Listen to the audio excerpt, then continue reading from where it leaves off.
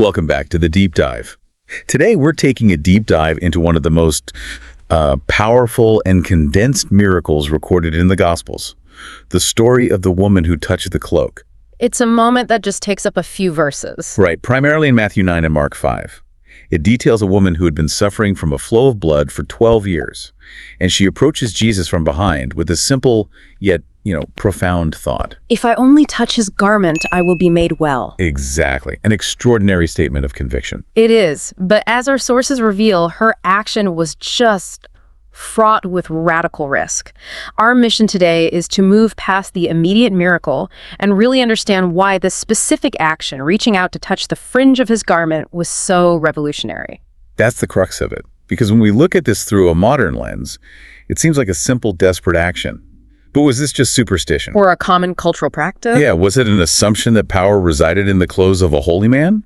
Or, as the scholarship suggests, was she maybe even knowingly fulfilling ancient messianic prophecy just by grabbing a piece of cloth? And that's the core tension we have to explore. This woman risked immediate humiliation, social ostracization, and, most importantly, the explicit violation of some really serious cultural and legal purity laws. So we have to unpack what made her believe that. Yes, what made her believe that garment was a legitimate conduit for divine power? The answer, it seems, lies in three very deep, interconnected layers. Okay, let's get into those layers.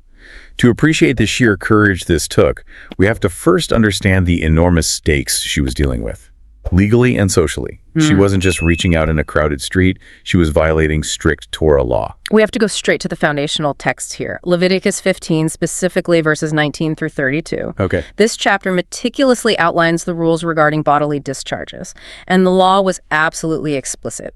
A person suffering from a discharge of blood was immediately and perpetually declared unclean. In 12 years.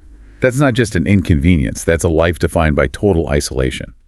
What did unclean truly mean for her, day to day? It meant social death. I mean, the law dictated that such a person could not touch anything or anyone. This uncleanness was seen as contagious. Ritually contagious. Exactly. If she sat on a chair, that chair became unclean. If she slept in a bed, the bedding became unclean. Anyone who touched those items or touched her also became unclean. And then they'd have to be isolated too. Yes, requiring a period of washing and waiting until the evening to be considered clean again. So imagine the scene Mark describes. A pressing throng, a dense crowd. Her just being there was a huge risk. A profound risk under Torah law because of the certainty of accidental contamination. She was likely spreading legal uncleanness with every single person she brushed up against. Which makes her next move even more audacious. Precisely. To move from passive contamination to the active, deliberate choice to touch anyone, let alone a renowned religious teacher like Jesus, that was an explicit, major violation. That just makes her desperation feel so much heavier. But she didn't grab his arm or his hand. She specifically targeted the edge of his garment. Do the sources shed light on that choice? They do, and it reveals this deep internal tension between her awareness of the law and her absolute conviction. How so? One widely accepted theory suggests that her decision to touch only the hem, the very extremity of his clothing, actually stemmed from a profound sense of respect. Respect, even as she was breaking the law. Exactly. She understood she would inflict legal defilement upon him. By touching only the furthest boundary of his clothing, she may have been attempting to minimize the contamination she believed she would cause. So it was a calculated risk of minimal contact. While still manifesting the faith she needed for healing, yes. I think that detail is crucial. It elevates her action from just a frantic grab to this act of deeply considered, desperate faith. She knew the law. She did, but her hope and her needs superseded her willingness to fully comply.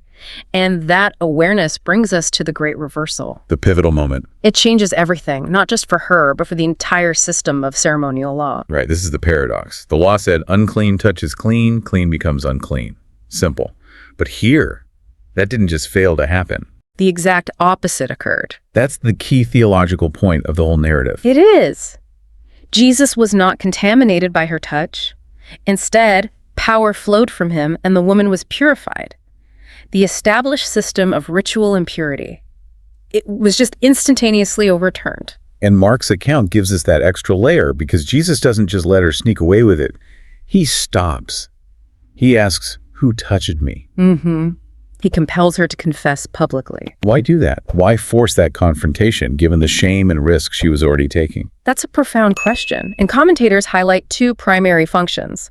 First, it forced her out of the shadows. It validated her faith in front of everyone, turning shame into honor. And the second reason? Perhaps more importantly, it demonstrated publicly to everyone watching who knew the Levitical laws that he was the source of purity. His power didn't conform to the law. It transcended it, reversed it. Exactly. And this theme of purity reversal, it happens again and again in the Gospels. This wasn't a one-off. Right. The sources often group this story with others to drive home the message. Absolutely. We see Jesus touching a leper, which was profoundly defiling under the law, yet the leper was healed. We see him healing Peter's mother-in-law by touching her hand. And the most stunning example is when he touches death itself. The daughter of Jairus. Touching a corpse automatically made a person unclean for 7 days. Jesus explicitly broke that rule. But the consequence wasn't defilement. The consequence was life. In every case, his divine power superseded the established laws of ceremonial impurity. His touch transmitted cleansing and life, not contamination. So her action, while legally wrong, functioned as this definitive statement that Jesus' authority was just on another level, above the rules. It did. Okay, let's shift our focus now because we've looked at the law, and now let's look at the language. This is where the story connects to ancient expectation. Yes, we have to move past the general idea of a cloth and get really specific. In the Greek, the word used for the fringe or hem of the garment is kraspedon. For a Jewish audience, that word didn't just mean the hem of a robe. It had very precise cultural and potentially prophetic connotations. So was her grab just a desperate, intuitive touch? Or does kraspedon suggest she was tapping into something much deeper, a known messianic prediction? Scholarship suggests the latter is highly probable. The sources highlight two major prophetic connections. Let's start with Zechariah 8.23. And what does that prophecy say? Zechariah prophesied a time when 10 men of all languages, symbolizing the nations, would seek God's blessing by physically taking hold of the skirt or garment of a Jew, saying, "We will go with you, for we have heard that God is with you." Wow. So the woman's action of literally clinging to the garment of Jesus, a Jewish teacher, it aligns perfectly with this idea that nations would cling to Israel's representative to find God. It connects her personal, desperate need to a much bigger cosmic event. Some interpretations see her touch as the fulfillment of that prophecy. So she's recognizing Jesus as the one with whom God was present. And seeking deliverance by clinging to him. It transforms her action from superstition into an act of profound covenantal faith. But I have to push back a little there. I mean, if she's just a desperate woman suffering for 12 years, how likely is it that she was consciously thinking, Zechariah 8.23, I should grab this skirt? That's a fair challenge. Isn't it more likely her faith was just instinctive and the prophetic fulfillment is something we're reading into it after the fact? And the sources acknowledge we can't know her specific mental process, but the culture was steeped in these expectations. And this is where the second and perhaps more powerful linguistic connection comes in. Okay. It links the Greek kraspedon directly to the Hebrew cultural tradition of the tzitzit. Right, let's dive into that. This brings us to Malachi 4. Correct. Malachi 4.2 is famously cited, "The Son of Righteousness will rise with healing in its wings." Healing in its wings. The word used in the Hebrew Bible for wings is kanaf, K-A-N-A-P-H. And that word kanaf, it means wing, but it also has another meaning, right? Absolutely. Kanaf can mean wing, extremity, or edge, and culturally it specifically meant the corner of a garment. Like the sleeve is the extremity of a coat. That's a great way to put it. And where do we see kanaf mandated in the law? I'm guessing in the Torah? Directly back to Numbers 15 and Deuteronomy 22.